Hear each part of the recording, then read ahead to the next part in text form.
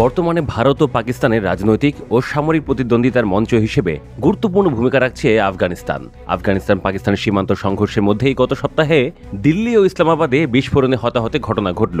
এতে ভারত ও পাকিস্তানের মধ্যে বৈরিতা আরেক দফায় বেড়ে যাওয়ার আশঙ্কা দেখা দিয়েছে। বিশ্লেষকেরা সাবধান করেছেন, রাজনৈতিক নেতাদের উস্কানিমূলক বক্তব্য ও সংবেদনশীল গণমাধ্যম প্রতিবেদন উভয় দেশের মধ্যে উত্তেজনা বাড়াতে পারে। দিল্লি বিস্ফোরণের ঘটনা ভারত তদন্ত করছে সন্ত্রাসী হামলা হিসেবে। তদন্তে নেতৃত্ব দিচ্ছে ন্যাশনাল ইনভেস্টিগেশন এজেন্সি NIA, যা সন্ত্রাসবাদ সম্পর্কিত মামলার তদন্ত করার জন্য দায়িত্বপ্রাপ্ত। মে মাসে পাকিস্তানের সঙ্গে 4 দিনের লড়াইয়ের পর নরেন্দ্র মোদী ঘোষণা করেন, ভবিষ্যতে যে কোনো সন্ত্রাসী কার্যক্রমই আমাদের সরকারের কাছে যুদ্ধে তৎপরতা হিসেবে গণ্য হবে। নাম প্রকাশ না করার শর্তে ভারতীয় একজন গোয়েন্দা কর্মকর্তা বলেছেন, প্রাথমিক তদন্তে দেখা গেছে দিল্লির বিস্ফোরণের পেছনে যারা রয়েছেন তাদের জন্য পাকিস্তান ভিত্তিক কিছু গোষ্ঠী লজিস্টিক সমর্থন দিয়েছে। ইসলামাবাদে বিস্ফোরণের ঘটনায় পাকিস্তানের প্রতিক্রিয়া বেশ স্পষ্ট। প্রধানমন্ত্রী শাহবাজ শরীফ সন্ত্রাসবাদের বিরুদ্ধে কঠোর ব্যবস্থা নেওয়ার প্রতিশ্রুতি দিয়ে ভারতকে দায়ী করেছেন, যদিও নিজের বক্তব্যের পক্ষে কোনো তথ্য প্রমাণ তিনি দেননি।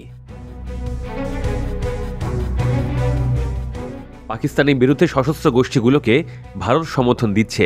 ইসলামাবাদ এই অভিযোগ তুললেও তারা নয়াদিল্লির বিরুদ্ধে কিভাবে প্রতিশোধ নেবে তা এখনও প্রকাশ করেনি। পাকিস্তানের অভ্যন্তরীণ নিরাপত্তা সংস্থার মতে, তেহরিক-ই-তালেবান পাকিস্তান বা TTP আফগান ভূখণ্ডে পুনরায় সক্রিয় হয়েছে। তারা অভিযোগ করছে, সেখান থেকে এই গোষ্ঠী পাকিস্তানে হামলার পরিকল্পনা ও তৎপরতা চালাচ্ছে। আর পাকিস্তানের মাটিতে TTP সহ বিভিন্ন সশস্ত্র গোষ্ঠীর হামলায় আরেক প্রতিবেশী ভারত মদদ দিচ্ছে বলেও অভিযোগ তাদের। আন্তর্জাতিক পর্যবেক্ষকদের জন্যও দিল্লি ও ইসলামাবাদে বিস্ফোরণের ঘটনা ও পারস্পরিক কাদা ছোড়াছুড়ি খুবই গুরুত্বপূর্ণ, কারণ এটি দুই দেশের সীমান্ত নীতি ও সামরিক প্রতিক্রিয়ায় প্রভাব ফেলতে পারে। ভারত ও পাকিস্তান দুই দেশের গণমাধ্যমও বিস্ফোরণ এবং পারস্পরিক অভিযোগ নিয়ে ব্যাপক প্রচার চালাচ্ছে।